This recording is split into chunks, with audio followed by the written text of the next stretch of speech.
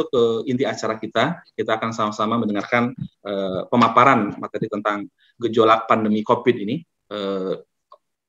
yang akan disampaikan oleh Dr. Eva. Haji, mungkin ditampilkan profil beliau.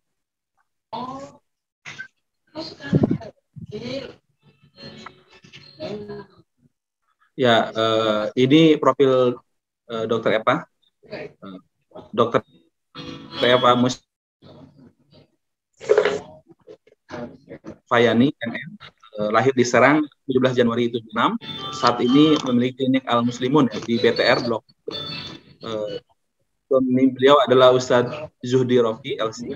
5 orang anak, 2 putra, 3 putri, pendidikan SMA di Serang, kemudian Fakultas Kedokteran Trisakti, dan kemudian juga MM, Master of Management, Magister Manajemen di Trisakti juga, dan beberapa agenda aktif yang dilakukan, salah satu juga menjadi bagian dari COVID di wilayah Mustika Jaya dan Bantar Gebang. Jadi ini untuk kontaknya mungkin ada beberapa juga memiliki bisa ya, karena di COVID juga beliau sudah termasuk. Sebelum disampaikan materi terkait dengan kondisi pandemi, menghadapi lonjakan pandemi COVID-19, seperti ironi gitu. Kenapa di Indonesia masih seperti ini? Bahkan cenderung seperti tadi Pak Ketua DPC sampaikan, bahkan kita menjadi negara dengan tingkat terpapar COVID tertinggi di dunia gitu ya. Bukan prestasi yang baik ya. Dan berdasarkan catatan per 12 Juli 2021 itu yang sudah terpapar COVID-19 di Indonesia itu lebih dari 2,5 juta lebih, dan tingkat kematian 66.000. Itu tanggal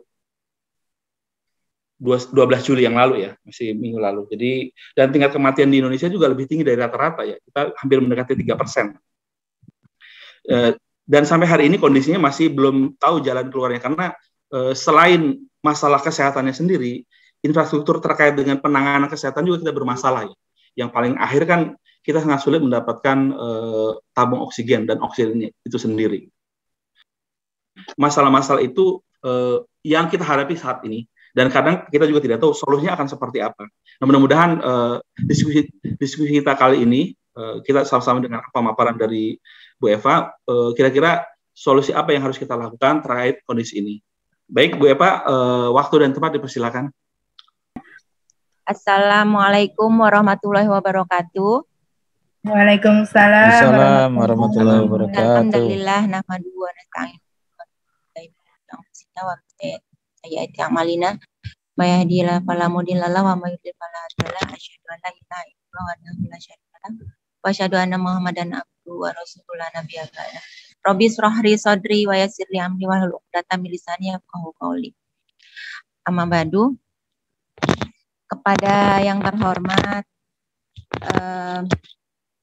Ketua DPC Mustika Jaya Bapak Suripto, kepada yang terhormat Ketua DPC Bantar Gebang Bapak Nur Hidayat, para Ketua UPA, asatid dan asatidzah ya, para ustazah dan para ustadz, para kader yang kami cintai karena Allah, kemudian juga tak lupa kepada Satgas DPC Mustika Jaya yang sudah luar biasa saya bilang ikhtiar kita untuk menangani pandemi ini.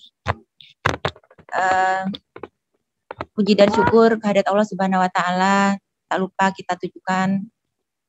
Kemudian kita bersyukur atas nikmat iman Islam, nikmat sehat, terutama nikmat waktu luang. Alhamdulillah harus kita syukuri, karena pada detik ini kita masih bisa bernafas ya Pak ya, luar biasa.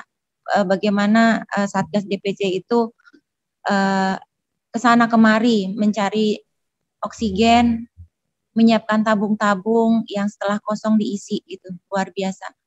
Betapa nikmat oksigen itu gratis kita dapatkan ya Pak ya, luar biasa. Itu tentu sangat kita syukuri sekali.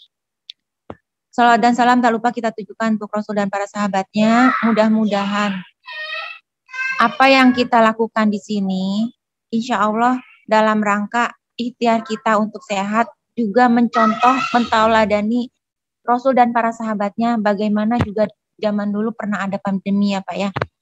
Bagaimana juga dulu dikisahkan sahabat Umar itu tidak boleh masuk ke satu kota ketika Abu Ubaidah ya, sahabatnya di sana ingin dikunjungi gitu kan. Itu di situ insya Allah ketika kita mencontoh Rasul dan para sahabatnya, mudah-mudahan setiap desah nafas kita, setiap detiknya kita bermuamalah, walaupun lewat Zoom, lewat PA, walaupun konsultasinya online, insya Allah mudah-mudahan bernilai ibadah. Semoga nanti kita dikumpulkan bersama Rasul dan para sahabatnya di surganya. Amin ya robbal alamin. Untuk materi, saya bisa dibantu ya Pak hostnya? Iya. Hajiz, mohon dipersilakan ditampilkan. Nah, ya boleh. Ya. Ya. Baik. Silakan Bu. Slide selanjutnya. Terus ya.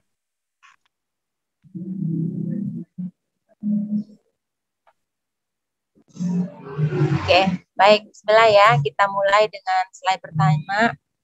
Bagaimana tadi sudah dijelaskan oleh Ketua DPC juga, oleh pembawa acara juga bahwa lonjakan pandemi ini luar biasa. Ketika 3 hari yang lalu 54.000, 2 hari yang lalu 56, kemarin 58. Itu kita menjadi nomor 1 untuk yang terburuk ya. Tapi tidak apa-apa kalau toh memang kita kembalikan segala sesuatunya. Qadarullah ya, insya Allah ini sudah tercatat. Mungkin memang begini jalan ceritanya ketika India beberapa bulan yang lalu habis acara ritual di Sungai Nil, kalau tidak salah itu juga terjadi lonjakan yang luar biasa menjadi nomor 1 di dunia. Maka sudah diantisipasi oleh pemerintah bahwa setelah Ramadan ada Idul Fitri, ada hari raya segala macam yang kita tidak boleh pulang kampung ya. Tapi karena kita sudah jenuh, sudah setahun lebih kita tidak bertemu saudara, tidak kumpul-kumpul, maka prediksi yang sudah diprediksikan oleh para ahli juga terjadi. Slide berikutnya, slide. Nah, ini statistiknya ya. Kalau tadi dibilang kita sudah setahun 4 bulan, dari awal Maret tahun lalu, April, Mei, Juni, kemudian sekarang sudah Maret, April, Mei, Juni, bahkan bulan Juli ya masih terus meningkat. Slide selanjutnya.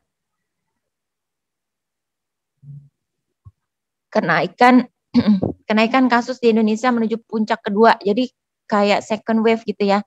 Sebenarnya sih dibilang second wave ya, dari dulu memang kita puncaknya masih tinggi terus, belum melandai, betul-betul melandai, belum ada landainya. Jadi ini kenapa gitu kan? Apa sih yang terjadi di negeri ini? Slide. Nah, ini juga kematian ya Pak ya. Kalau dari beberapa bulan yang lalu ya, hampir setahun yang lalu ya, kita pernah mengadakan apa dan bagaimana COVID-19, bagaimana dia datang, bagaimana dia menginfeksi, bagaimana dia bisa sembuh, bagaimana dia bisa mematikan. Nah, dari data awal itu insya Allah 80-90% itu yang terinfeksi COVID sembuh insya Allah. Dan dari berbagai data statistik, kematian juga itu hanya di bawah 4% ya, 3% gitu. Tapi dengan begitu banyaknya jumlah kematian di Indonesia, maka sepertinya kematian di Indonesia pun menjadi jumlah yang sangat fenomenal, sangat mengerikan, dan itu luar biasa, sangat mengerikan. Slide selanjutnya. Apa sih yang terjadi? Apa yang terjadi pada bangsa ini gitu kan? Nah, kita mempunyai semboyan, 5M, memakai masker, menjaga jarak, mencuci tangan di air yang mengalir, menghindari kerumunan, mengurangi mobilitas. Ya kalau boleh dibilang sangat cukup difahami kalau sudah setahun lebih kita tidak berkumpul, kita setahun lebih tidak makan bersama, yuklah Lebaran kita saling ketemuan. Nah itu di situ awalnya dari makan bersama, kemudian acara nikahan anak kita nih, kerabat kita sudah ditunda setahun, masa sih nggak jadi? Ya sudah sepertinya sudah mulai ronggar. Yang tadinya acara pernikahan itu hanya diizinkan untuk 10 orang keluarga inti. Seperti itu. Kemudian keluarga inti laki juga 10 orang. Sudah di rumah itu cuma ada 20 orang dengan jaga jarak, pakai masker, dan sebagainya. Diatur waktunya juga tidak boleh lebih dari 1 jam. Nah kesini-sininya sudah mulai kendor. Acara pernikahan itu boleh 50 orang. Ternyata apa? 50 orang dibuat tiap jam, ya Pak ya. Itu di gedung. Jam sekian sampai jam sekian. Jadi luar biasa cerdasnya bangsa ini, masyarakat kita, bahwa boleh cuma 50 orang di gedung yang akhirnya menjadi 1.000 orang diatur pagi, siang, sore, malam, mungkin besoknya lagi gitu kan. Jadi diakal-akalin bagaimana caranya tetap terjadi kerumunan. Kemudian acara pemakaman, kunjungan ke rumah. Udah lama nih, udah setahun kayaknya udah boleh kali. Nah, dari situlah gitulah. Titik-titik lengah kita ini di sini gitu kan. Kemudian rapat tatap muka, ya contohnya suami juga yang memang dia pengurus Biro Haji dan Umroh, yang rapat itu bisa online tapi dibuat sudah agenda tahunan, manasik juga dibuatnya offline. Ustadz tetap datang ke masjid dengan jaga prokes segala macam gitu kan. Sedangkan tahu sendiri kalau orang sudah ketemu Ustadz, cium tangan, cipika-cipiki, susah. Ustadz juga masa mau lari di serbu jamaahnya kan seperti itu. Jadi rapat-rapat yang bisa online pun mulai dibuatlah offline. Kemudian olahraga bersama, yuk biar sehat olahraga. Kemudian habis olahraga kan haus, makan bersama, mampir makan di mana juga. Kembali ke buka masker, foto bersama. Ini titik-titik lengah ini harus kita coba ingatkan lagi. Apalagi besok ada Lebaran ya, Idul Adha. Saran saya sih sampai akhir bulan ini kalau memang masih PPKM, katanya sih PPKM itu pelan-pelan COVID memudar, ya mudah-mudahan lah gitu ya. Jadi kita berusaha mematuhi aturan walaupun kita tidak lockdown, tapi usahakan kita menahan diri untuk tidak kumpul-kumpul dulu, olahraga bersama, kemudian foto-foto selfie lepas masker. Di situ dia. Gitu nanti akan dijelaskan bahwa ada mutasi dari virus COVID ini. Kalau buka masker dalam sekian detik aja itu udah peluang masuknya akan terjadi ya. Nah yang terakhir itu transportasi umum dan mal, kalau bisa kita pakai mobil pribadi ya, pakai mobil pribadi, kemudian juga jangan kemana-mana dulu lah, itu pesan kita nih, waspada titik-titik lengah ini ya, jangan kemana-mana dulu. Slide lanjut. Nah apa yang terjadi kok sekarang kayaknya pakai masker udah, cuci tangan udah, terus jaga jarak sudah gitu kan. Ada yang namanya mutasi virus. Kalau boleh saya ceritakan Pak, Bapak Ibu sekalian di sini, awal-awal itu kan ada pelajaran yang mulai dari SD. Alhamdulillah anak saya 5 dari yang TK, SD, SMP, SMA, kuliah kedokteran pun semua komplit.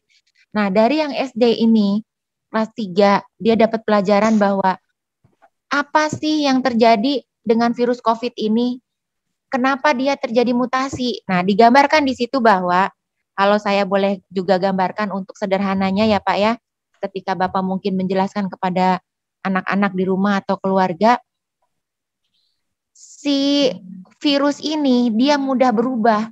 Seperti juga zaman dulu ada virus influenza ya, yang 18 83 itu kemudian menyerang penduduk dunia yang banyak meninggal, kemudian juga waktu itu masih zaman kolonial Belanda, suruh pakai masker, jangan keluar rumah. Kalau orang kampung bilang itu ada angin jelek, angin jelek lah, apalah, kesambet lah apa ya, kalau habis keluar rumah panas, demam, kemudian meninggal. Nah, kalau sekarang COVID ini, dia SARS-CoV-2 ya, dia luar biasa, lebih pinter bermutasi. Misalkan ya, kalau orang pengen masuk ke rumah kita, siapa ya? Oh, si A sahabat saya. Padahal itu cuma kalau ibaratkan apa ya, jin gitu ya, itu cuma menyamar. Sebetulnya dia bukan si A sahabat kita, dia cuma menyamar. Kemudian ibaratkan rumah itu tubuh kita. Ih, kamu bukan ini, dikenali oleh tubuh kita. Maka suatu saat ketika si A itu bertamu lagi akan ditolak. Ada imunitas dari dalam tubuh kita, ada pertahanan dari rumah kita bahwa kalau si A datang kita tolak.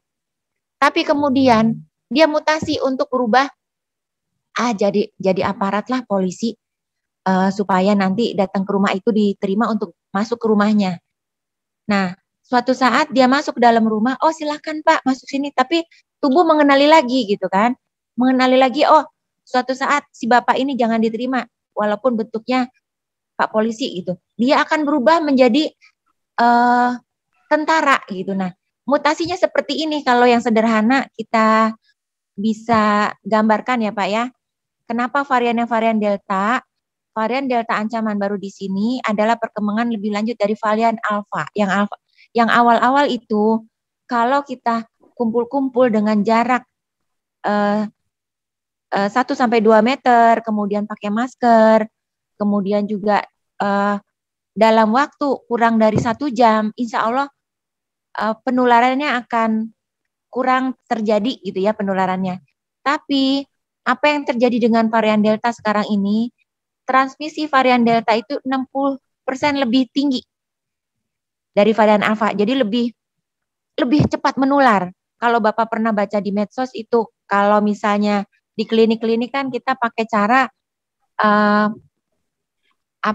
offline ya Pak ya, tatap muka dengan dokter itu 10 sampai 15 menit, setelah itu sudah tidak ada tindakan yang sentuh tangan, buka mulut segala macam, kita tetap jaga jarak, pakai masker. Ketika ada tindakan kita harus pakai APD level 3, misalnya ada tindakan-tindakan yang memang harus menyentuh pasien berlama-lama.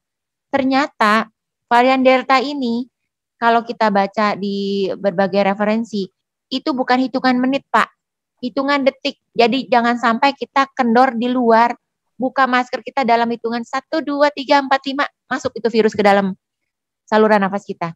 Jadi varian Delta ini lebih berat, kemudian menyebabkan hospitalisasi ya, maksudnya ketika terkena rata-rata dia harus dirawat. Kenapa dirawat? Nanti saya akan jelaskan mana yang bisa isoman, mana yang harusnya dirawat. Kemudian kan kita sudah ada vaksin ya Pak ya, Bapak Ibu sekalian. Efektivitas vaksin terhadap varian Delta lebih rendah. Jadi ya, vaksin yang sudah kita buat, yang sudah disuntikan kepada para nakes, para ASN, pada aparat negara dan yang sudah ke masyarakat sekarang itu jadinya lemah gitu kan.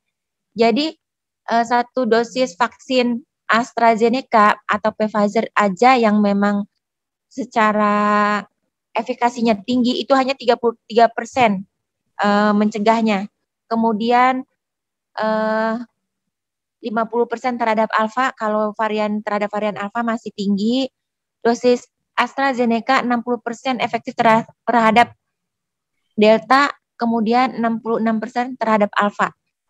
Jadi masih tidak sampai 100%. Varian Delta lebih banyak ditemukan pada dewasa muda. Kalau dulu kan nggak usah takut ya di awal-awal.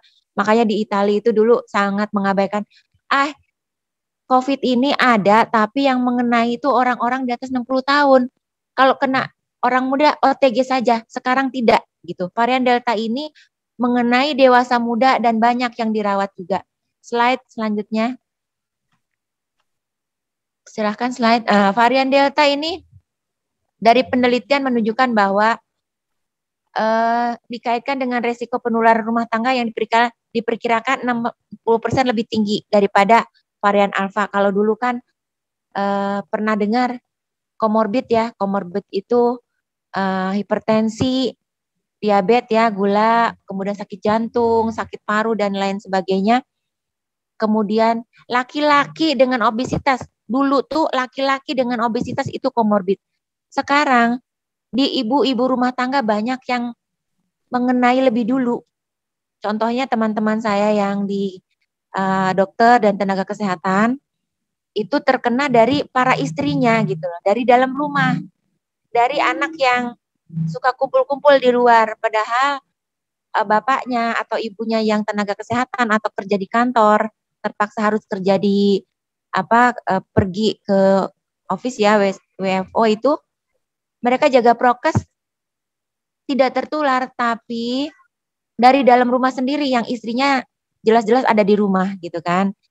Nah, lebih tinggi 60% dari varian Alpha yang sudah jauh lebih menular daripada versi asli virus. Varian Delta juga meningkatkan jumlah kasus rawat inap. Ya, tadi sudah dijelaskan, orang-orang muda juga pada dirawat dan tidak sedikit orang-orang yang kita kenal, orang kepanduan yang jelas-jelas badannya sehat. Kemudian juga yang tidak ada komorbid pun harus dipanggil lebih dulu gitu kan. Itu sepertinya sangat sadis sekali gitu kan. Kemudian varian Delta ini dia menurunkan efektivitas vaksin. Tadinya cuma sedikit sekali ya efektivitasnya. Sudah ditemukan di berbagai kota di Indonesia ya, ini awal-awal. Dari awal-awal 211 kasus, 160-nya merupakan Delta, 45 kasus varian Alpha, 6 kasus varian Beta. Dipresentasikan saja. Jadi memang sudah banyak. Slide selanjutnya. Ini kita singkat saja, sudah pernah dijelaskan ada varian B117, B1617 ya. Ini pokoknya sudah banyak bermutasi lah, nggak usah terlalu banyak dibahas ya. Slide selanjutnya. Nah, di sini tadi Ketua DPC juga menegaskan, yuk kita vaksin. Memang sih vaksin itu tidak menjamin untuk tidak kena, tapi paling tidak yang sudah divaksin termasuk saya, suami dan para karyawan di klinik yang memang tadi diceritakan, kami pun sedang isoman, alhamdulillah kami bergejala ringan saja dan sudah melewati 14 hari masa isolasi, alhamdulillah kami sudah negatif, mungkin masih masa pemulihan saja karena ada namanya badai sitokin itu yang akan kami hindari karena ketika setelah 14 hari kemudian ada gejala-gejala yang tersisa, kita sebetulnya setelah tes antigen negatif kita harus tetap isoman selama 5 hari ke depan. Bagusnya lagi 7 hari ke depan. Jadi mohon maaf kalau saya juga masih tutup kliniknya untuk meningkatkan imun tubuh dan ingin meningkatkan stamina dulu gitu ya. Nah, kemudian bagaimana peran vaksin nih ya? Ini saya bahas lagi. Ada yang takut sekali sampai bangun tidur sakit kepala, Bu Dokter gimana ya saya mau disuntik vaksin? Saya kok lehernya sakit, saya kok bahunya sakit, saya kalau bangun tidur sakit kepala. Saya ketawain aja. Ibu mikirin ya, enggak kok, saya mah berani divaksin Bu Dokter. Itu buktinya tiap bangun tidur sakit kepala itu stres. Jadi saya jelaskan di sini, vaksin itu ada yang full ya. Jadi vaksin itu bisa dari ini yang bulat nih ya, yang bulat-bulat ini. Itu dari vaksin utuh, virus utuh, full virus ya.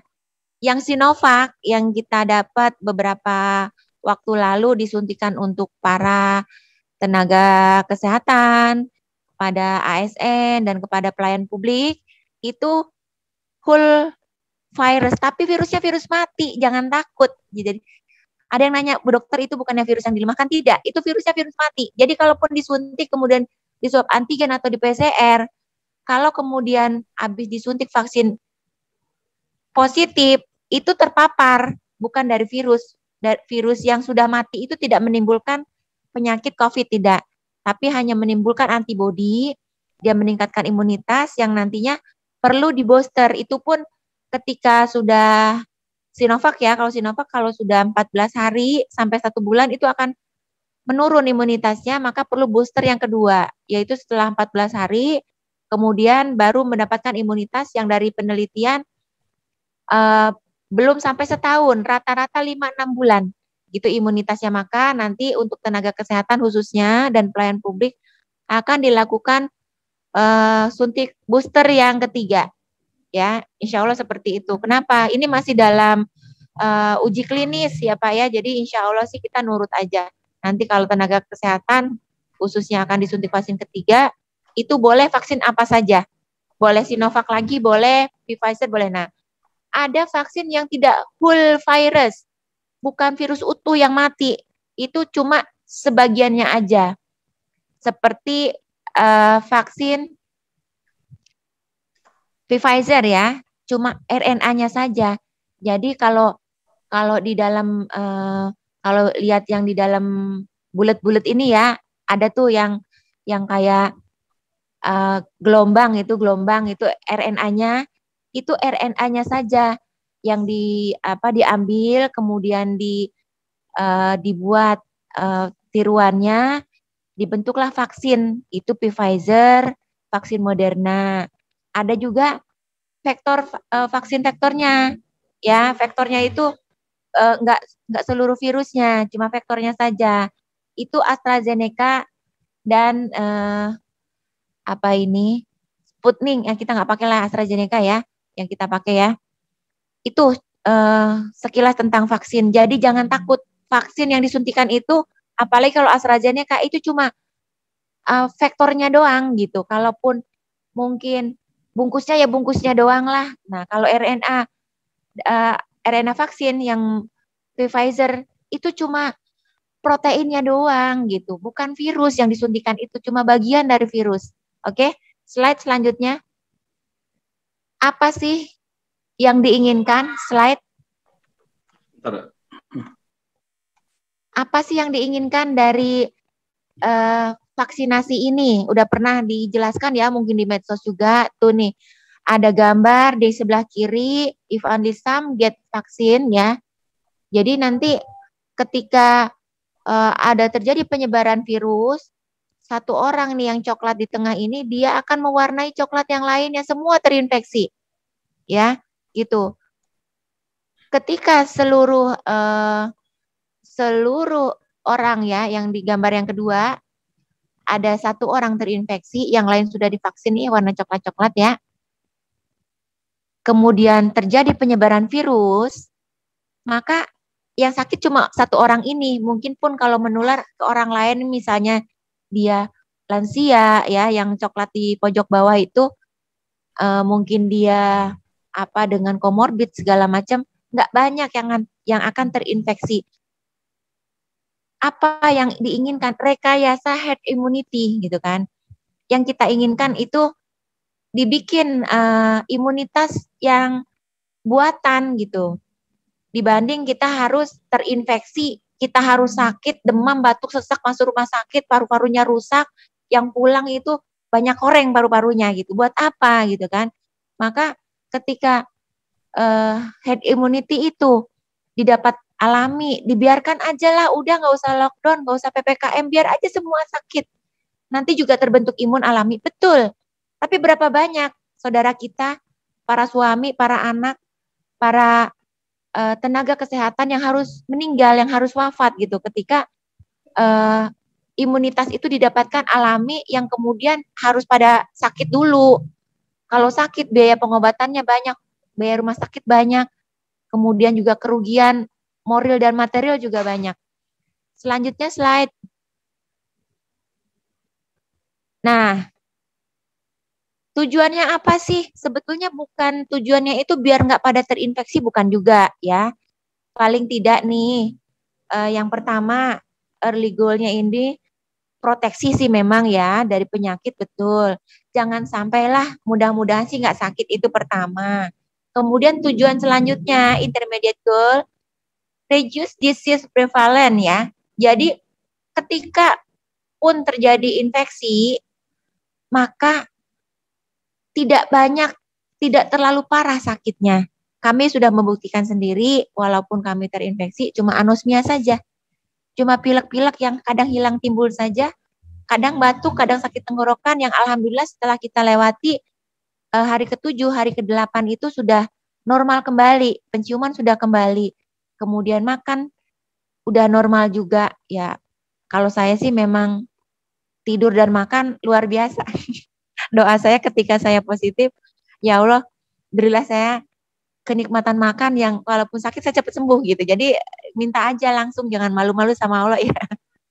Jadi alhamdulillah gitu, dengan keyakinan Allah akan sembuhkan, alhamdulillah sembuh. Nah, ultimate goal-nya itu yaitu disease eradication. Jadi nanti sedikit sekali penularan yang terjadi gitu ya.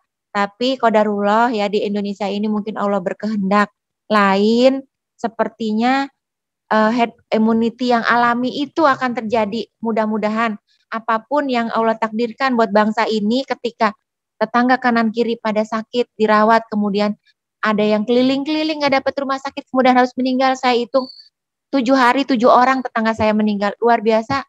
Kalau sedih boleh sedih, tapi sudah tercatat di lauh mahfuz lah, seperti itu ya. Kalau kita mau menenangkan hati dan jiwa kita, apalagi saya secara tenaga medis, Allah takdirkan juga waktu itu lagi isoman, saya cuma bisa ya Allah mengelus dada seperti itu, tanpa banyak yang bisa kita lakukan. Slide selanjutnya. Nah, kita kembali ke vaksin ya. Kalau yang sekarang itu yang sudah dilakukan itu Sinovac, itu ada gambarnya di tengah ya, yang di lingkarin tengah itu memang kalau di Brasil 70 berapa itu 78% ya. Kalau di Turki itu 91%, kalau di kita cuma 65%. Artinya apa? Masih peluang tertularnya itu sekitar 40%-an gitu kan. Tapi memang syarat dari WHO efikasi itu lebih dari 50%. Sudah memenuhi. Artinya apa?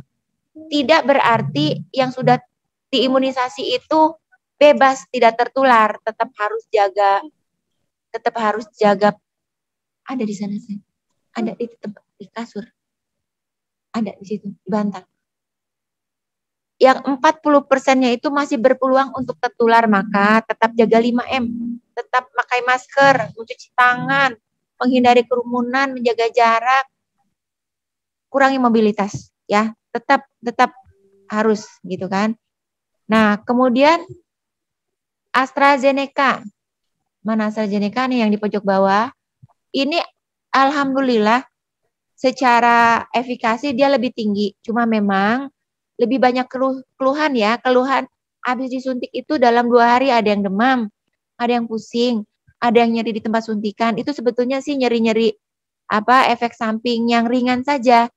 Tapi bersyukurlah ketika habis disuntik, habis divaksin, kemudian timbul rasa nyeri dan demam. Hari ini pun saya masih terus ikut seminar gitu kan, bahwa ketika habis disuntik AstraZeneca kemudian nyeri dan demam, itu berarti tubuh kita merespon imun yang bagus sekali. Sebentar ya.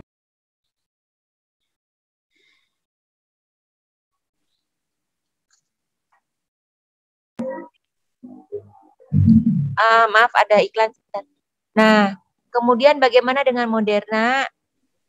Jadi sama ya, ada kekurangan, ada kelebihannya. Insya Allah nanti apapun itu yang diwajibkan oleh pemerintah, insya Allah kita turuti saja, karena insya Allah tujuannya baik, tujuannya ingin menimbulkan imunitas, bukan untuk tidak tertular, tapi paling tidak kalau tertular tidak harus ke rumah sakit, dan kalaupun tertular gejalanya ringan saja, seperti itu. Selanjutnya slide. Nah, kapan imunisasi memberi perlindungan? Pada imunisasi COVID-19, antibodi terbentuk setelah suntikan kedua ya. Kalau pada Sinovac itu setelah 14 hari harus disuntikan yang kedua, kemudian titer antibodinya itu tinggi sehingga sudah memberikan perlindungan. Jika hanya 1 kali suntikan, antibodi yang terbentuk masih belum tinggi titernya. Jadi kalau pernah dengar awal-awal suntik itu ada bupati mana ya Boyolali apa-apa gitu, yang kemudian hari ke-7 setelah suntik yang kedua itu tertular karena memang tidak menjaga protokol kesehatan. Jadi kalaupun sudah disuntik yang pertama, harus tetap jaga 5M, hindari mobilitas segala macam, jangan terus jumawa ya kalau istilahnya itu, aku udah divaksin kok, padahal baru sekali dan belum cukup terbentuk imunitas, kemudian kemana-mana. Karena itu suntikan kedua amat penting untuk mencegah penyakit. Slide selanjutnya, vaksin virus yang dilemahkan. Ya, sebetulnya sih lebih tepatnya dimatikan ya, virus mati. Itu Sinovac dan Sinopharm. Ya, lanjutnya slide. Nah, vaksin RNA ya, penjelasan dari gambar yang tadi. Vaksin RNA itu cuma bagian proteinnya saja gitu kan. Itu Pfizer. Jadi kalau ada juga yang efek sampingnya itu nyeri, merah bengkak, kemudian juga ada yang juga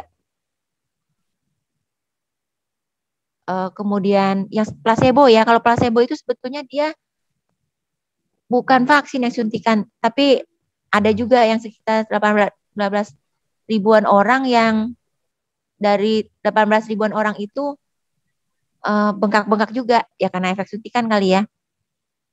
Nah, kalau pada Pfizer ini nyeri-nyerinya terjadi dalam 7 hari ya, gitu. Slide selanjutnya. Nah, cakupan vaksinasi di Indonesia per bulan kemarin masih rendah ya, masih 13.000.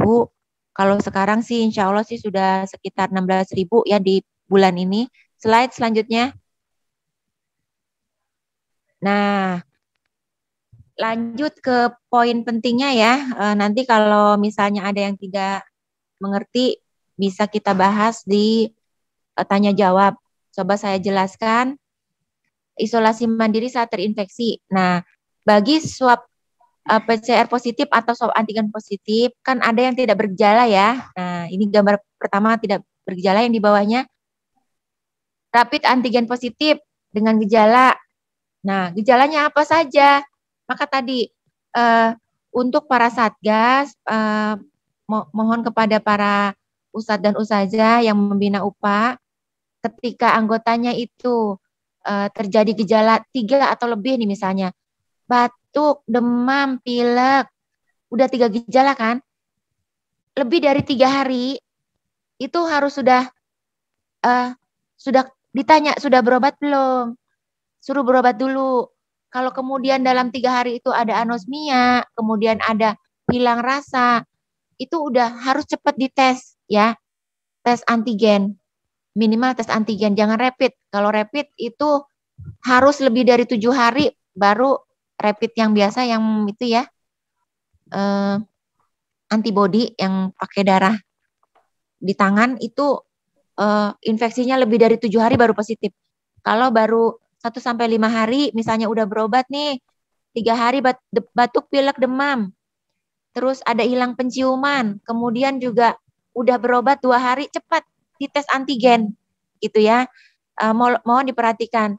Ada juga yang bilang, Bu Dokter katanya kalau lagi pilek jangan tes antigen nanti positif. Tidak akan positif. Saya sudah membuktikan sendiri, anak saya demam waktu itu karena ya Allah takdirkan, mungkin karena memang kalau dokter ujiannya beda kali ya, anak itu udah saya kasih antibiotik yang bagus masih demam. Hari ke-5 saya tes darah segala macam, swab antigen negatif. Saya penasaran, hari ke-7 saya bawa PCR dengan demam yang masih naik turun, itu luar biasa ya, 7 hari. Akhirnya saya bawa ke rumah sakit, tes PCR, kemudian juga di ronsen, nggak positif juga kok, karena memang bukan COVID gitu kan. Jadi mungkin Allah takdirkan anak saya infeksi yang lain gitu kan, infeksi yang memang Allah mau ujikan ke saya waktu itu gitu kan. Jadi rupanya ada pneumonia yang walaupun secara infeksinya itu kalau boleh saya ceritakan, anak saya itu infeksinya tuh khas COVID itu. Maka ya udah, walaupun antigen negatif, PCR negatif, saya berinisiatif, saya konsultasikan ke dokter anak, kasih Azomax, azitromisin, kemudian kasih antivirus, kemudian dikasih vitamin, segala macam paket COVID baru sembuh. Luar biasa. Gitu. Jadi jangan takut. Batuk pilek jangan swab antigen nanti positif, tidak akan terjadi positif. Saya sudah buktikan sendiri, anak saya sampai PCR pun negatif gitu kan. Tapi klinisnya dia ada pneumonia. Mudah-mudahan sih pneumonia non COVID ya. Gitu. Slide selanjutnya. Apakah Anda termasuk pasien COVID? Nah, antigen positif dengan riwayat kontak erat ya, bergejala atau tidak nih ya. Kalau misalnya pernah kontak erat, misalnya dengan pasien COVID, terus ngobrol 15 menit kayak saya mah, tiap hari lebih dari 15 menit yang sama pasien yang anosmia ya. Kemudian sentuhan fisik apalagi misalnya ngerawat mamanya, ngerawat anaknya gitu kan. Kemudian merawat pasien tanpa APD ya. Nah, udah harus diperlakukan seperti pasien COVID ya. Kalau paling tidak harus dapat vitamin-vitamin ya, kalau belum divaksin itu harus ada vitamin D, vitamin C dan multivitamin yang lainnya termasuk zinc gitu kan ketika belum divaksin. Tapi kalau misalnya dia tidak bergejala tapi dia sudah divaksin, itu multivitamin saja, tidak usah zinc sama vitamin D, tidak apa-apa. Itu kesepakatan dari aturan medisnya ya. Nih misalnya nih di klaster nih ya, di rumah ya, ada satu orang positif dari swab PCR gitu ya, atau 2 orang bergejala dengan rapid test positif, udah isoman aja, di COVID-kan aja lah gitu ya. Jadi nggak usah takut kalau toh memang anggota keluarganya ada yang positif, udah ikut-ikutan isoman aja. Jangan sampai kemudian gentayangan. Nah, mengapa harus isolasi mandiri? Nah, slide selanjutnya. Kenapa sih gitu? Nah, di gambar yang pertama itu kalau satu orang terkonfirmasi positif itu bisa juga tetap kerja, ketemu teman, ketemu keluarga yang lainnya. Dengan isoman maka rantai ini diputuskan ya, yang ada silang-silang ini ya. Maka ini akan membawa kebaikan gitu kan. Kebaikan biarlah hanya dia saja yang sakit. Jangan sampai teman-teman kerjanya, jangan sampai teman ngobrolnya, sampai keluarga yang lain di kampung yang juga kena. Slide selanjutnya. Nah, saya positif COVID. Nah, di sini ya, poin penting dari hari ini. Apakah saya dapat isolasi mandiri saja? Ya. Jika misalnya PCR positif tanpa gejala, atau bergejala tapi tanpa sesak. Gejalanya apa? Misalnya tadi ya, batuk pilek, sakit tenggorokan, kemudian hilang penciuman. Nah, ini ada tulisan yang merah. Tidak, Anda tidak boleh di rumah. Kapan? Ketika ada sesak napas, ya. Di Mustika Jaya ini banyak sekali yang demam, batuk, sesak. Mungkin juga variannya berbeda ya. Alhamdulillah kalau ada teman-teman dari Bantar Gebang, kita ada grupnya juga, grup satgasnya. Di situ ada yang ngeluh, Bu dokter saya udah seminggu anosmia, Bu dokter saya hilang rasa, Bu dokter saya beli dodol duren, saya beli apalah untuk mengembalikan segala rasa penciuman dan rasa-rasa yang pernah hilang gitu kan. Di situ saya bahas bahwa bersyukurlah dengan demam pusing, flu, kemudian anosmia, karena itu hanya gejala ringan. Rupanya di Bantar Gebang itu banyaknya gejala ringan, alhamdulillah, karena satgasnya juga nggak punya tabung yang banyak seperti Mustika Jaya. Luar biasa saya lihat, apresiasi yang sangat luar biasa untuk satgas Mustika Jaya dengan tabungnya yang 16 ada besar dan kecil, ready, stok setiap saat gitu kan. Tapi Allah takdirkan, kader-kadernya dan warganya di Mustika Jaya itu batuk, demam, pusing, sesak. Saturasi berapa? 90. Nah, tidak untuk saturasi yang di bawah ya. Kalau sini kan di bawah 94 ya. Sebetulnya dari apa yang sudah kita lakukan ya, pengalaman di lapangan, di bawah 94, kalau masih di atas 90, insya Allah bisa isolasi mandiri di rumah. Kepada para Ustadz dan Ustazah, pada pembimbing UPA, kalau ada yang sudah 90%, dok tiap bangun tidur saturasinya kok turun ya, capek kali ya? Nggak capek. Kalau tidak ada inflamasi di paru-parunya, mau secapek apapun, kita akan 95-96 gitu. Kita mau naik tangga, turun naik, sampai ngos-ngosan sekalipun, kita stres, anak kita sakit, stres suami di PHK gitu, sesek napasnya, cek saturasi akan di atas 95. Tapi ketika bangun tidur atau habis naik tangga saturasi 90%, itu tidak layak untuk di rumah. Tidak layak untuk di rumah, ya. Jadi harus ke rumah sakit. Kenapa? 90% sudah dirujuk. Kita perlu nanti ada tes-tes berikutnya. PCR yang sudah 3 hari udah nggak berlaku. Dites ulang lagi di UGD, tes darah lagi. Gitu. Antigen yang sudah lebih dari sekian hari udah nggak berlaku, dicek lagi maka antrian UGD akan panjang. Begitu ya. Poin penting di sini yang ditandain merah. Slide selanjutnya. Apakah saya dapat melakukan isolasi mandiri? Jika Anda tidak memenuhi syarat di samping, segera kontak fasilitas kesehatan, puskesmas, atau rumah sakit terdekat. Jadi, boleh isolasi mandiri. Misal, ada ruangan sendiri, punya kamar sendiri. Alhamdulillah kamar saya banyak. Kami masing-masing punya kamar sendiri. Tidak sekelompok dengan resiko tinggi, tidak sekamar dengan bayi, tidak sekamar dengan lansia, tidak juga yang ada penyakit imun bawaan gitu ya, kemudian di rumah itu ada yang komorbid gitu kan. Kalau bisa terpisah, silahkan. Oke, slide selanjutnya.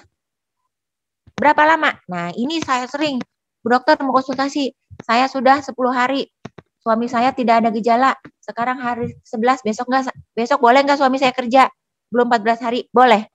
Jadi, berapa lama harus isolasi tanpa gejala? 10 hari. Sejak pengambilan swab misalnya, positif nih, terus hari ini hari ke-11 nih, dicek aja, ya. Itu kalau udah besok hari Senin boleh kerja, karena tanpa gejala. Bagaimana dengan yang bergejala? Oh, maaf, jangan kerja dulu, karena 10 hari ini ditambah dengan 3 hari bebas gejala. Gitu ya. Alhamdulillah saya batuk pilek, sakit tenggorokan, dan hilang penciumannya.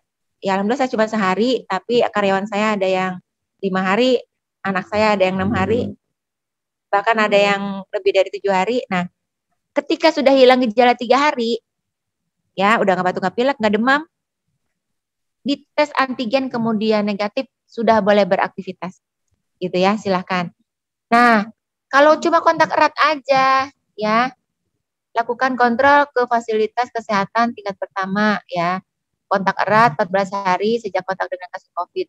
Jadi lebih baik kita memang menyelesaikan masa 14 hari. Bahkan di beberapa puskesmas yang mungkin fasilitas tes antigennya sudah minim, udahlah dok, saya kasih aja bebas isolasi. Karena memang kalau sudah bebas gejala, insya Allah sudah negatif. Bahkan beberapa asatid ya, juga saya tes PCR di hari ke-8, setelah gejala pertama, ada beberapa yang sudah negatif, gitu kan, luar biasa. Tapi, di hari ke-8 negatif, saya sarankan tetap isolasi mandiri sampai 14 hari, karena kita khawatir dengan gejala setelah infeksi ya, namanya inflamasi pasca infeksi. Ada yang nanti setelah, kok udah 2 minggu udah negatif, pulang dari rumah sakit, kok dia masih sesek ya? Ada nggak yang seperti itu? Hari ini, pagi ini, saya dapat telepon, Bu Dokter, ada tabung oksigen nggak?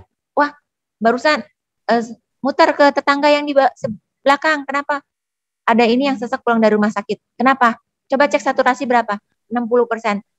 Sudah negatif, hari ke-15. Dia sesek napas.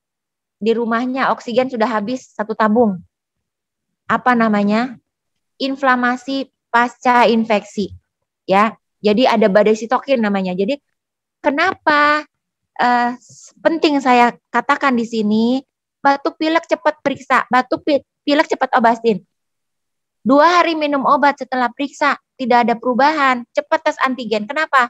Ketika keluhannya baru batuk pilek saja ringan, tidak sampai ke paru-paru infeksinya, paling-paling batuk dahak-dahak sedikit aja, sisa-sisanya ketika udah 10 hari paling dahak-dahak dikit, tinggal batuk-batuk dikit dok, tinggal hilang penciuman dikit dok, udah nggak demam, udah nggak pusing.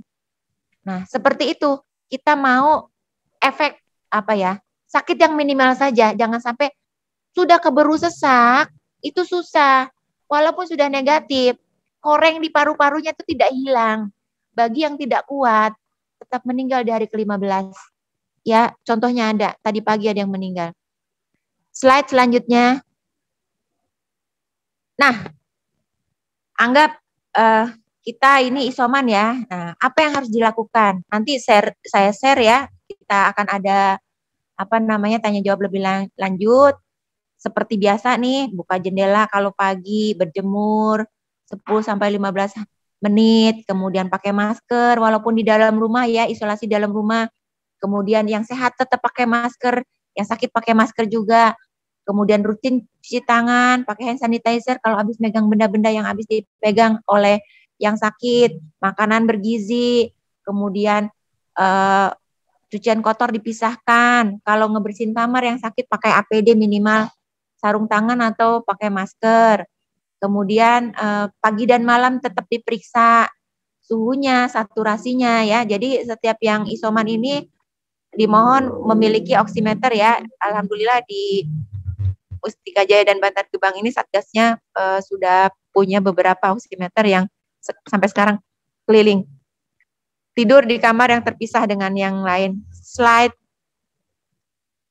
Nah, kalau obat-obat nanti konsultasikan ke dokter ya, paling tidak vitamin C, vitamin D, kemudian juga kalau ada mual, kasih obat mah, ada hipertensi, ada gula, kasih obat gula.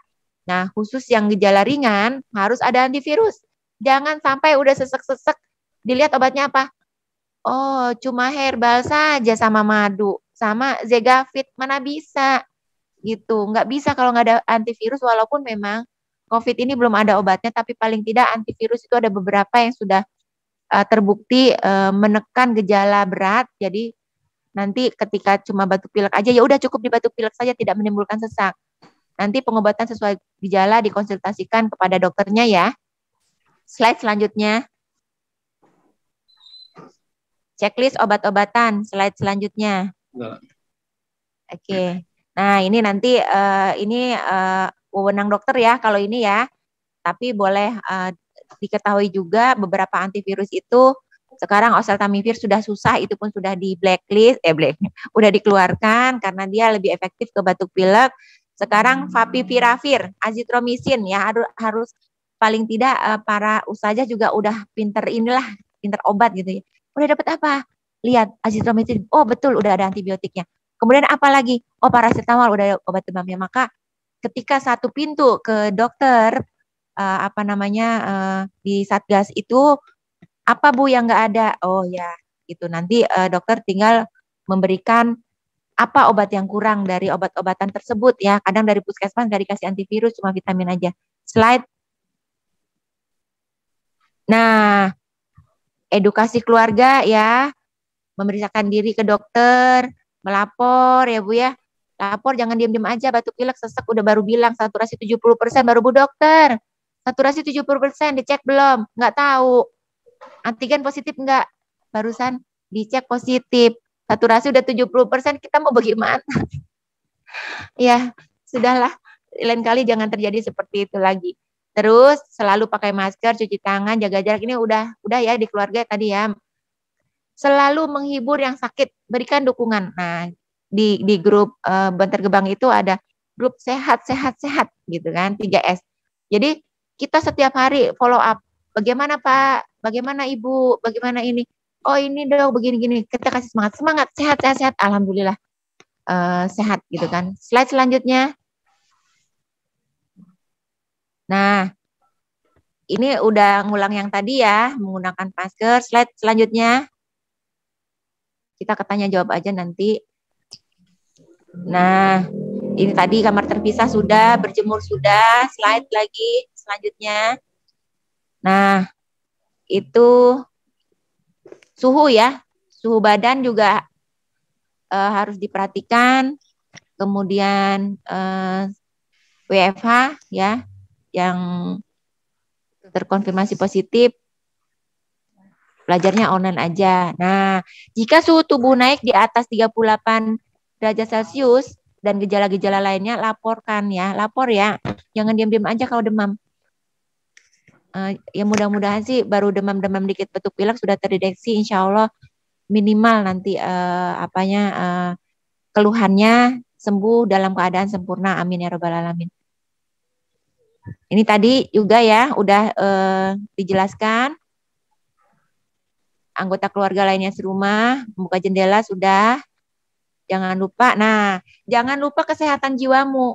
Yang berat memang isolasi 14 hari itu berat di batin. Sedih. Nggak bisa nolong orang, nggak bisa apa gitu. Tapi banyak berdoa aja, fokus untuk kesehatan diri. Misalnya baca buku, kemudian juga puas-puasin aja lah, makan, minum obat, tidur. Bagaimana kita harus sehat. Kemudian juga bisa berkonsultasi dengan teman, keluarga, pakai online video call gitu ya. Kemudian juga hindari yang stres-stres lah, udah berita-berita tentang COVID, apalagi hoak-hoak dihindari. Slide. Nah, jangan lupa kesehatan jiwamu ya, olahraga, badan sehat, tapi juga jiwa kita harus sehat juga ya. Makan juga harus cukup. Udah sepertinya dari saya itu saja. Nah, yang terakhir ya, tadi ada mutasi virus. Ada mutasi virus, kita pun harus bermutasi. Kemarin Pak pakai masker, jaga jarak, sekarang maskernya harus double ya. Paling tidak dalamnya masker bedah, luarnya masker kain. Kalau saya double-nya dalamnya masker bedah, luarnya N95. Tapi memang harus itu yang kita lakukan ya. Kalau N95 satu aja, kemudian juga paling tidak kita sanitizernya pakai berbasis alkohol. Terus cepat vaksinasi ya, jangan ditunda. Terus hindari hoax. Kesimpulannya, slide terakhir. Terakhir lagi ya. Slide terakhir, kesimpulan. Pemerintah telah melaksanakan imunisasi COVID-19. Dapat diharapkan nanti 181 juta ya, tapi sekarang belum, baru berapa juta tadi? 12 juta. Protokol kesehatan harus tetap dijalankan meskipun telah diimunisasi. Diharapkan protokol kesehatan dan imunisasi akan dapat mengendalikan kasus baru. Tantangan yang dihadapi adalah jumlah vaksin yang terbatas untuk masyarakat global dan adanya berbagai mutasi virus SARS-CoV-2. Nah, slide terakhir. Biar aja lah virus itu bermutasi ya. Jadi kita harus beradaptasi, kemudian kita bermutasi juga dengan cara-cara yang lebih protokolnya dijaga. Biar aja virus itu bermutasi, jangan sampai masuk ke dalam tubuh kita. Itu ya. Terima kasih, jazakumullah khairan katsiro. Kalau ada yang mau ditanya silahkan, mungkin ada beberapa yang bisa kita diskusikan. Silahkan Pak. Kirain masih ada terakhir lagi Bu Dokter. terakhir. Iya, saya hitung ada 4, saya tungguin yang kelima Bu Dokter. Iya. Nggak apa-apa Pak. Makasih Bu Dokter, makasih ilmunya, makasih. Ya, terima kasih Bu Dokter Evi atas berbagai informasi, saran. Dokter Eva ya. Maaf. Terima kasih Dokter Eva yang sudah memberikan informasi ke kita semua tentang bahkan pengalaman ya Bu, karena penyintas juga ya. Ya, mengalami sendiri dan sudah membuktikan vaksinnya itu membuat badan kita nggak terlalu gimana gitu. Oke. Ya, di kolom chat banyak sekali pertanyaan Bu. Apakah Ibu bisa akses? Jadi biar langsung dijawab gitu. Dipilih saja Pak. Mungkin tidak semua bisa terjawab, tapi kira-kira yang menurut Bapak bisa saya bahas, pilihkan saja oleh Bapak gitu. Oke, mungkin 3 pertanyaan akan saya sampaikan di sini. Sisanya kalau ada waktu saya WA ke Ibu aja ya, disampaikan. Disusulkan nanti di grup COVID. Yang pertama, Sebentar. Kalau saya dari atas dulu nih, biar yang pertama menyampaikan pertanyaan mendapat kesempatan. Pertama sih saran ketua DPC agar memiliki mobil ambulan. Ini sebenarnya sedang diproses, nanti dinotet aja. Berikutnya,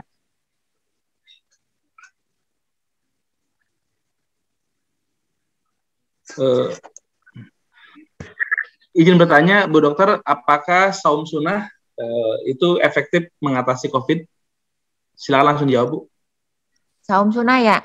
Ya. Saum sunnahnya kalau Senin Kemis sih insya Allah, tapi kalau saum sunnahnya Daud ya, sehari puasa sehari enggak, sepertinya sih saya tidak menyarankan, karena kita yang di rumah itu walaupun ibu rumah tangga kan ada perlu fisik yang ini ya, apa namanya, kerja fisik yang lumayan gitu, walaupun ibu rumah tangga di rumah saja, apalagi ibu-ibu yang kerja atau para bapak yang juga kerja.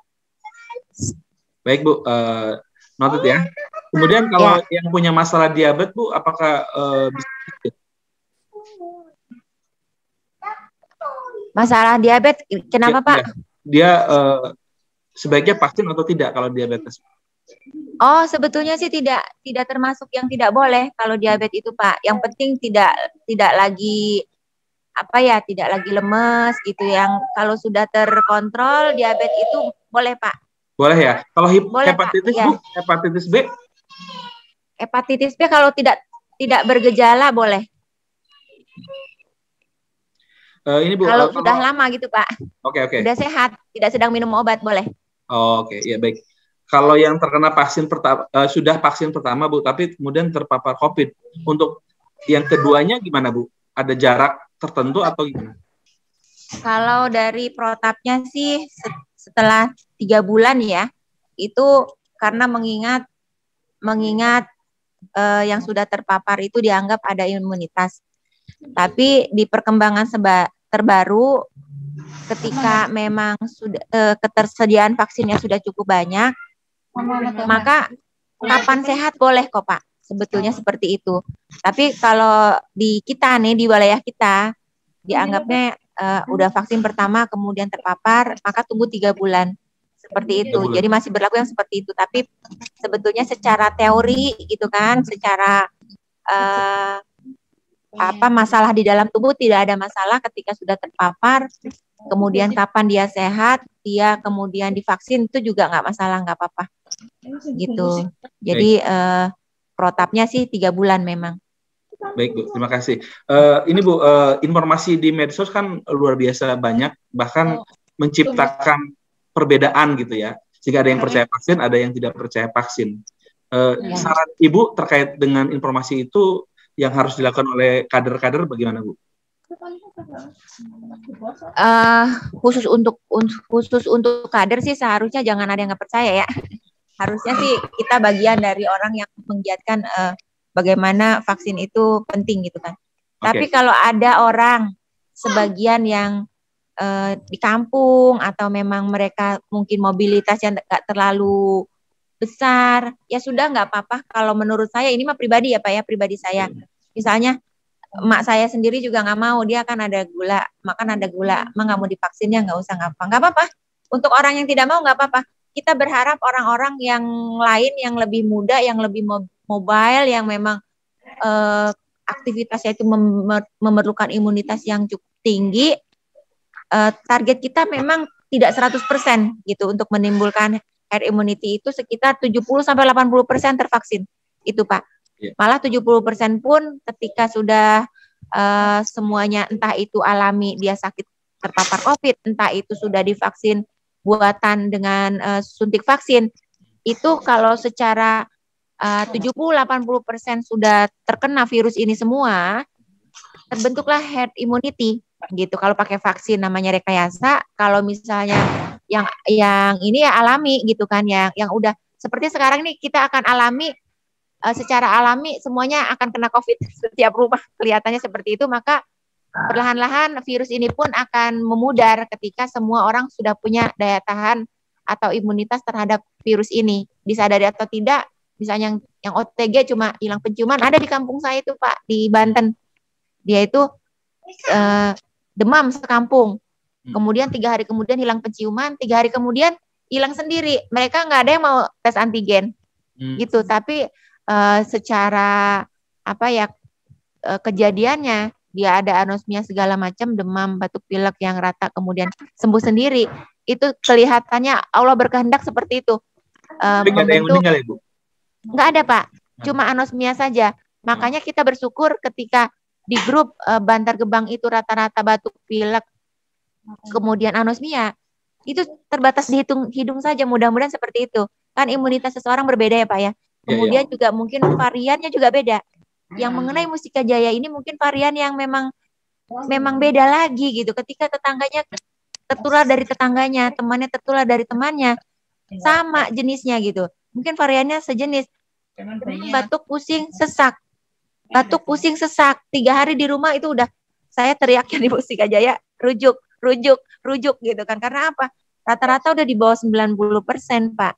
Tidak demikian dengan Mustika Jaya yang anosmia Bu, hilang penciuman Bu, gitu. Flu Bu, nggak bisa makan. Mungkin variannya beda. Seperti itu. Oke, baik Bu. Terakhir Bu ya. Ya. Adakah cara agar penyerapan oksigen menjadi lebih efektif ketika pasien COVID dengan saturasi oksigen kurang dari 90%? Dengan bantuan. Ada. Caranya gimana? Tanpa tabung ya, tabung ya, tapi masih di atas 90%. Itu dengan proning. Insya Allah bisa membantu. Jadi jangan di bawah 90 deh. Kalau di bawah 90 susah kalau nggak pakai oksigen. Jadi ada videonya. Nanti videonya tuh ada kok di medsos. Jadi proning itu ada yang pakai tengkurap, ya, ada yang kemudian pakai duduk tegak, tarik nafas, hitung 1 sampai 5, buang pelan-pelan gitu ya. Tarik nafas dalam, hitung 1 sampai 5, buang gitu kan. Jadi ini kisah ini Pak, ketika saya isolasi mandiri ya Pak ya, dalam 2 pekan ini, sehari sebelumnya abang saya, kakak kandung saya itu di Banten, 2 keluarga terkena COVID juga, tapi saya bilang gini, sediakan oximeter. Kakak ipar saya yang satu ada komorbid hipertensi, tapi kelihatannya sih dia baik-baik saja gitu ya. Tensinya terkendali. Yang satu lagi, abang saya nomor 1, dia dengan komorbid diabetes. Saya bilang, cuma 1 Dek oximeternya, kasih ke abang yang nomor 1. Qadarullah dia bilang, Dek sesak. Berapa oximeternya? 85. Proning. Dia suruh setengah duduk, saturasi tambah turun, 80. Cari rumah sakit sekarang. Akhirnya berapa jam kemudian, Dek, ditolak 3 rumah sakit di Cilegon. Ke Serang, jangan pulang. Saya bilang gitu. Padahal kondisi saya juga lagi panas dingin, Pak, lagi demam. Kemudian, ya udah, alhamdulillah ada rumah sakit RSUD Banten di sana menerima. Saya bilang, antrikan di UGD, jangan pulang. Tinggal Dek. Istrinya bilang gitu, kakak ipar saya nangis. Tinggal, biar saya yang pantau. Gak apa-apa, tinggal, gak apa-apa. Udah, urus anak yang lain yang di rumah juga positif COVID. Kemudian, situ, dengan saturasi yang sangat rendah, sampai sepekan pun kakak saya itu mungkin infeksinya berat ya, karena dia dengan diabetesnya. Enggak ada makanan. Saya bilang gini, coba abang lepas oksigennya. Sesek Dek, berapa saturasinya? 85, masih sama. Saya bilang gini, proning, gimana Dek proning? Setengah duduk, nggak bisa setengah duduk Dek, abang lemes. Akhirnya dia udah tiduran aja. Tarik napas, hitung 1 sampai 5. Tapi kalau hitungan 1 sampai 5 nggak ada pahalanya ya. Terus gimana Dek? Jadi nurut sekali, abang saya itu nurut sekali. Dari hari pertama masuk ke rumah sakit itu, dia triase di ruang triase zona merah itu 3 hari. Setelah sudah di zona kuning, saya bilang gini, proning, gimana proning Dek? Tiduran aja ya, boleh. Tarik napas dalam-dalam, terus jangan hitung 1 sampai 5 ya Bang ya. Ngapain dong? Ini contohin. A'udzubillahi minasyaitonirrajim. Bismillahirrahmanirrahim. Alhamdulillahirabbil alamin. Jadi saya suruh Al-Fatihah. Abang Al-Fatihah tiap jam. Kapan abang sesek baca? Abang hafal surat Yasin? Iya, tiap malam baca surat Yasin. Hafal Al-Baqarah 3 juz, hafal. Dek, pulang-pulang abang jadi ustadz. Iya, nggak apa-apa. Hafal, baca itu. Luar biasa nurutnya abang saya. Di hari ke-10 saya tes lagi. Bang, coba dicopot berapa? 90. Aduh, kok saturasinya masih jelek ya, gimana mau pulang? Kemudian saya terus ngobrol sama dokter UGD-nya, katanya abang saya itu semangat sembuhnya besar. Kemudian itu sampai apa yang kateter urin ya, itu juga dicopot, latihan duduk segala macam. Kaget saya di hari ke-12 abang saya pulang. Hah? Bener pulang. Ronsennya, aduh luar biasa ya, mungkin ini pelajaran juga nanti kalau ada keluarganya yang di itu proningnya apa, proning baca Al-Fatihah tiap jam, luar biasa. Dan dia nggak ngeluh.